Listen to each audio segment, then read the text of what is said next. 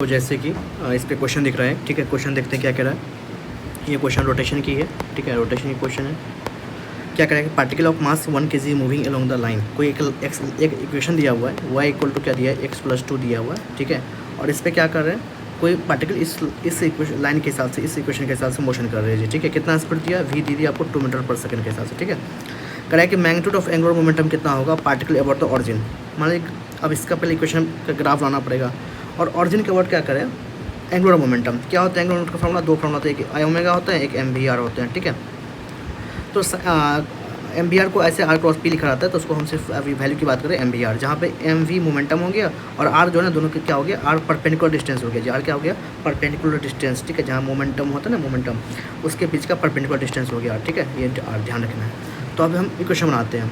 तो y equal to x+2 है, तो इसको क्या करेंगे, इसको हम पता है कि straight line equation, generally straight line equation से ही जब पहली बार सोचा करिए क्वेश्चन के नीचे में, क्वेश्चन में जब एग्जाम में है तो y इक्वल टू क्या होता है, mx+c होता है, प्लस माइनस c होता है, यहाँ प्लस है देखिए। तो y की जगह y, ठीक है, कितना दिया y ही रखना है, तो y की जगह y, m कुछ नहीं है तो क्या करेंगे, यहाँ पे एक ले लेंगे, एक हो गया स्लोप, ठीक है। x ही है, प्लस c की जगह कितना 2 है, ठीक है। यानी कि c इंटरसेप्ट पॉजिटिव है, देखिए 2 है, तो इंटरसेप्ट पॉजिटिव 2 है, तो हम भी क्या करेंगे, यहाँ पे इंटरसेप्ट मान लेंगे।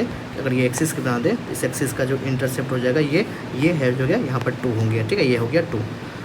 और क्या करें, स्लोप क्या है, स्लोप पॉजिटिव स्लोप है। स्लोप पॉजिटिव हो और इंटरसेप्ट पॉजिटिव डायरेक्शन में हो, स्लोप पॉजिटिव हो तो ग्राफ कुछ इस तरह से जाएगा, ठीक है। ग्राफ कुछ इस तरह से हम लोग वहाँ बना सकते हैं, ग्राफ इस तरह जाएगा। अब क्या करा है, इसी लाइन पर जो है पार्टिकल क्या हो रहा है, ऐसे करके इसी पे 2 मीटर पर सेकंड से क्या रहा है, पार्टिकल ऐसे करके भागे जा रहा है, ठीक है। इस तरह से मोशन किया जा रहा है पार्टिकल, आगे पीछे किधर भी हो सकता है, लेकिन इसी पार्टिकल इसी लाइन पे, ठीक है। अब ये ऑरिजिन हो गया। इसके अबाउट पूछा है कि भैया बता दो क्या होगा, क्या बता देना है, एंगुलर मोमेंटम की वैल्यू बता देना है। अब सोचिए ये एंगल कितना हो जाएगा, ये एंगल 45, क्यों, क्योंकि ये स्लोप कितना है, स्लोप 1 है ना। स्लोप मतलब क्या होता है, स्लोप मतलब परपेंडिकुलर बाय tan थीटा भी होता है, और tan थीटा का मतलब क्या होता है, किसी लाइन के स्लोप का मतलब एक्सिस ऐसे दिखाता है स्लोप, ये एंगल लेते हैं, स्लोप का मतलब होता है हॉरिजॉन्टल से। तो स्लोप कितना हो जाएगा, अगर y/tan थीटा मतलब परपेंडिकुलर बेस करें, ये परपेंडिकुलर बेस करें, तो ये वैल्यू कितना आ रहा है, स्लोप की वैल्यू 1 है। 1 मतलब क्या हो गया, ये 45 डिग्री हो गया, ठीक है। डायरेक्ट समझिए 45 डिग्री है, ये 45, ये 90 डिग्री, 45 हो जाएगा, ठीक है, अच्छी बात है।